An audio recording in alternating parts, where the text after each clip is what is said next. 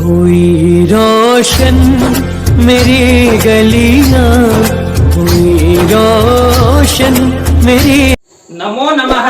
मैं छोटूलाल सैनी, व्याख्याता CDRK Saini Sanskrit classes में आप सभी का हार्दिक स्वागत है, अभिनंदन है। आज की जो हमारी लाइव क्लास होगी, इसमें हम जो संस्कृत प्रतियोगिता परीक्षा है उसके जो महत्वपूर्ण प्रश्न है उनके बारे में अध्ययन करेंगे।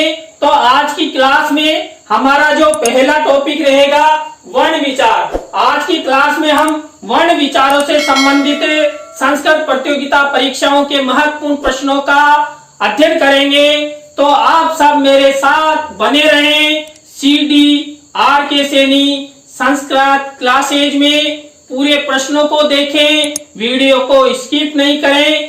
तो देखते हैं संस्कृत प्रतियोगिता परीक्षा के महत्वपूर्ण प्रश्न। देखिए पहला प्रश्न है, संस्कृत वर्णमाला में वर्णों की संख्या है। देखिए ये प्रश्न संस्कृत वर्णमाला में वर्णों की संख्या है या वर्णों की कुल संख्या है। ये किसी भी तरह से आपकी परीक्षा में आ सकता है। तो देखिए जो संस्कृत वर्णमाला है इसमें वर्णों की संख्या कितनी होती है? 48, 46, 33 और 13, यानी कुल वर्णों की संख्या कितनी होती है? तो जल्दी से कमेंट्स में बताएं। तो देखिए जो संस्कृत वर्णमाला है उसमें वर्णों की संख्या या वर्णों की कुल संख्या 46 होती है। इसके बाद दूसरा प्रश्न है, संस्कृत वर्णमाला में स्वरों की संख्या। देखिए जो संस्कृत वर्णमाला है उसमें स्वरों की संख्या या स्वरों की कुल संख्या, इस तरह किसी भी तरह आपकी परीक्षा में आपसे प्रश्न पूछा जा सकता है। तो संस्कृत वर्णमाला में स्वरों की संख्या 12, 13, 10 और 14। देखिए इसका सही आंसर है 13। इसके बाद प्रश्न नंबर 3 देखिए, संस्कृत वर्णमाला में व्यंजनों की संख्या है।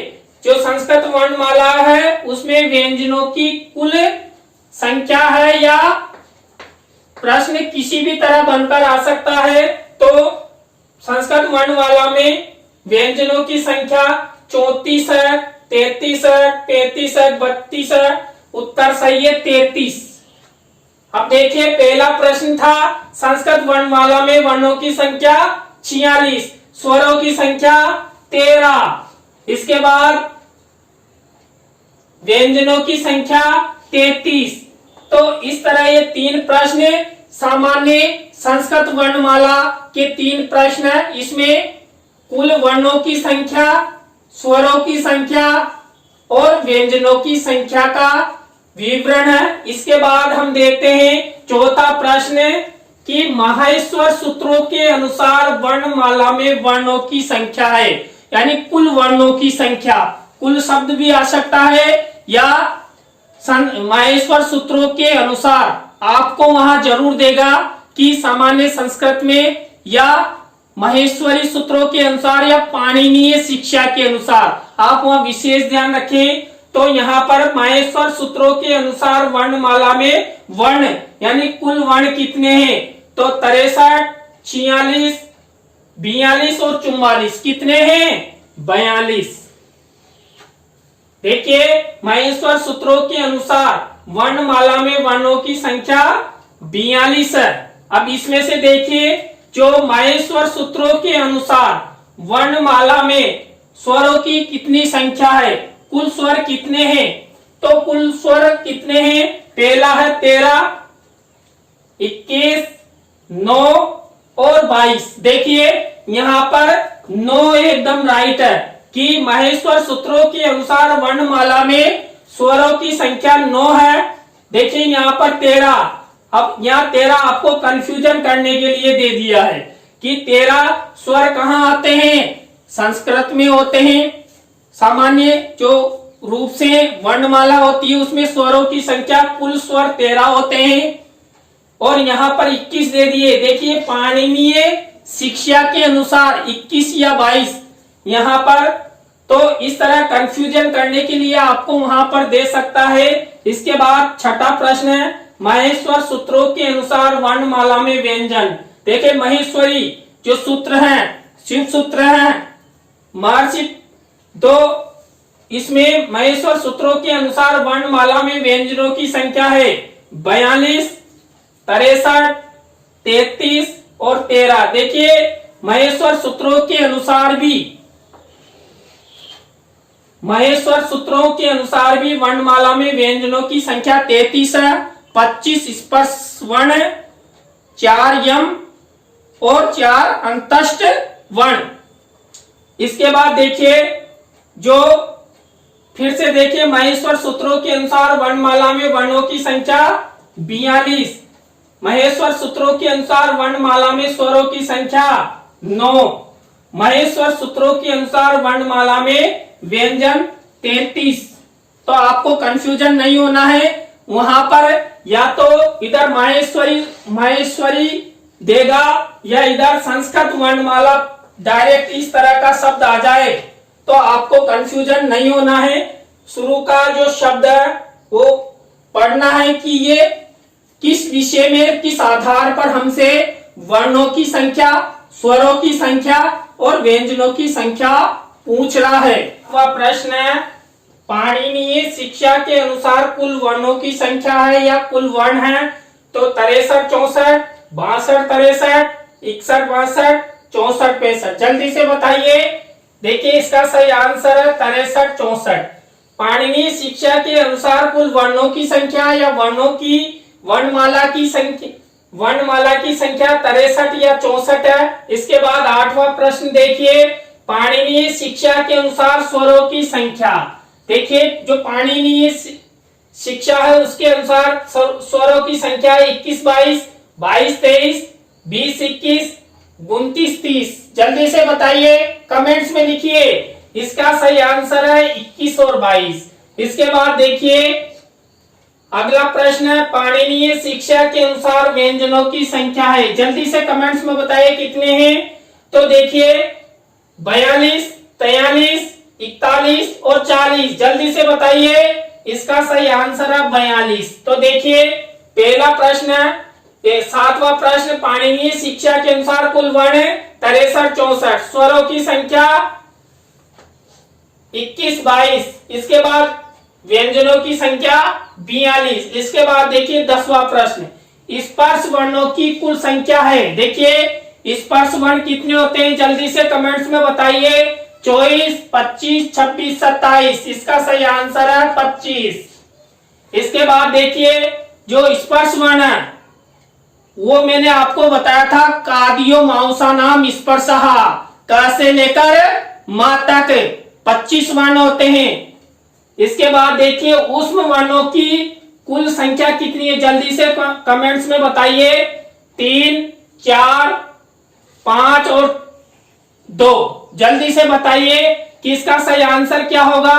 देखिए इसका सही आंसर होगा ये बा वाला, ये सही है, 4 है, सा है। देखिए यहाँ पर आपको कंफ्यूजन करने के लिए 3 दे दी, सा। तो इसमें चौथा है नहीं है।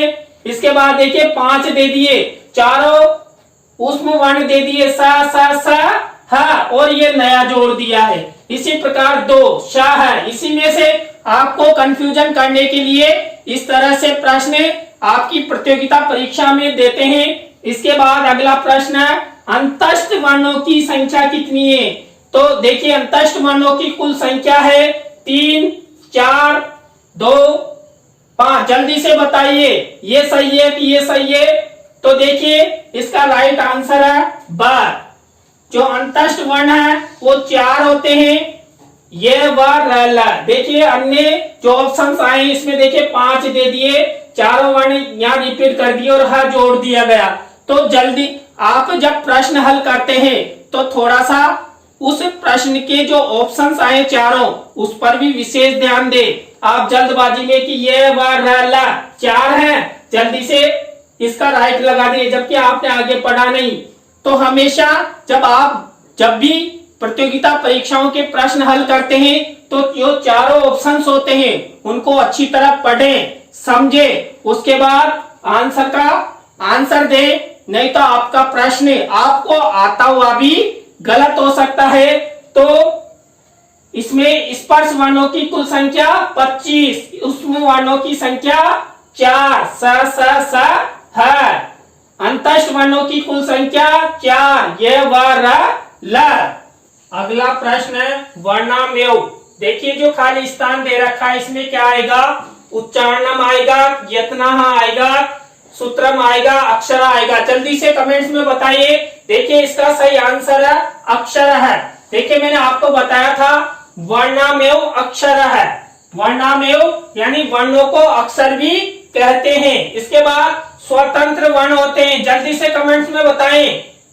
देखिए स्वतंत्र वर्ण होते हैं ब एवं द। इसमें ब और द कौन सा है, ब और द है ना। अब देखिए व्यंजन होते हैं, स्वर होते हैं, उपरोक्त सभी होते हैं। जल्दी से तो देखिए यहाँ पर सीधा सा है, उपरोक्त सभी में ये सब नहीं हो सकते।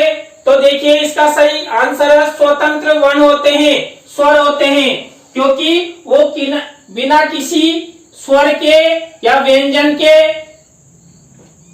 आश्रय से नहीं बोले जाते हैं। स्वर हमेशा स्वतंत्र होते हैं। स्वरों में किसी भी अन्य वर्ण का मेल नहीं होता है, संयुक्त रूप से नहीं होते हैं। इसके बाद भाषा की सबसे छोटी इकाई कौन सी है, जल्दी से कमेंट्स में बताइए। अच होती है, व्यंजन होते हैं, कि आ एवं भ होते हैं या वर्ण होते हैं, जल्दी से बताइए। तो देखिए भाषा की जो सबसे छोटी इकाई है वो वर्ण होते हैं। देखिए हम जब पढ़ना प्रारंभ करते हैं तो वर्णों से ही प्रारंभ करते हैं। सबसे पहले हम जब भाषा का अध्ययन करते हैं तो वर्णों का अध्ययन करते हैं। वर्णों के अंतर्गत स्वर और व्यंजनों का अध्ययन हम करते हैं। अगला प्रश्न है स्वरों के आश्रय वर्ण होते हैं। देखिए स्वरों के आश्रय वर्ण कौन कौन से होते हैं, जल्दी से कमेंट्स में बताइए। सूत्र होते हैं, आ एवं स होते हैं, स्थान होते हैं, व्यंजन होते हैं, जल्दी से बताइए। देखिए इसका सही आंसर है व्यंजन। देखिए जो व्यंजन होते हैं वो स्वरों के आश्रय वर्ण होते हैं। मैंने आपको बताया भी था कि देखिए मान लीजिए का वर्ण है, अब ये का पूरा नहीं है, इसमें आ मिलेगा तब जाकर ये का पूरा बोला जाएगा। इसी प्रकार पा प्लस आ यानी कि पा।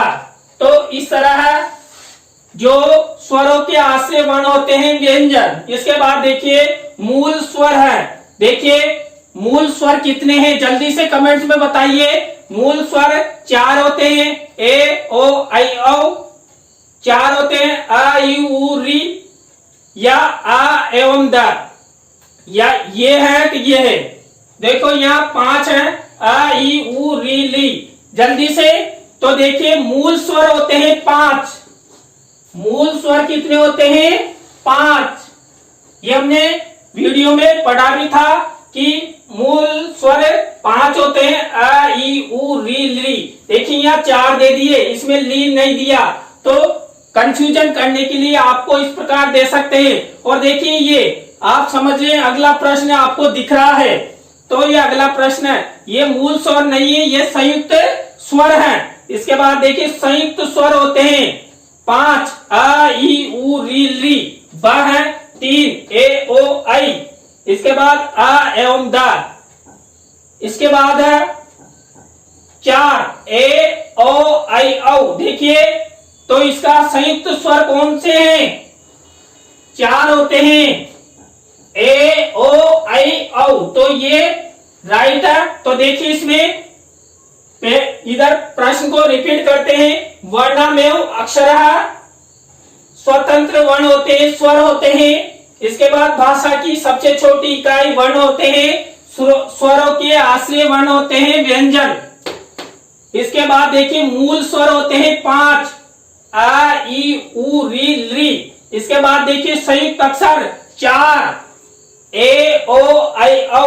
अब देखिए ये जो 2 प्रश्न दे रखे हैं, आपको कंफ्यूजन करने के लिए आप खुद समझ सकते हैं। इसके बाद देखिए जो आपको परीक्षा में प्रश्न दिए जाते हैं, आप पूरा पढ़ते नहीं, उससे पहले राइट लगा देते हैं, जबकि वहां पर प्रश्नों में कंफ्यूजन भरा हुआ होता है। तो आप पूरे प्रश्न को, चारों ऑप्शंस को पढ़ें, उसके बाद उत्तर दें। अगला प्रश्न अच्छा है, इस रिक्त स्थान में क्या आएगा? व्यंजनः, स्वरः, वर्णः, अ एवं स। ये और ये दोनों से आएंगे, स्वर आएगा। तो देखिए इसका सही आंसर है स्वरः। अच्छा है, स्वरः। देखिए जो स्वर होते हैं वो अच प्रत्याहार के अंतर्गत आते हैं। अच्छा है, स्वरः। इसके बाद यम होते हैं। यम कितने होते हैं जल्दी से कमेंट्स में बताइए। 2 होते हैं, 4 होते हैं, 3 होते हैं, 5 होते हैं। तो इसका सही आंसर है 4। यम कितने होते हैं? 4। इसके बाद अगला प्रश्न, उदित वर्ण होते हैं, कितने होते हैं जल्दी से कमेंट्स में बताएं।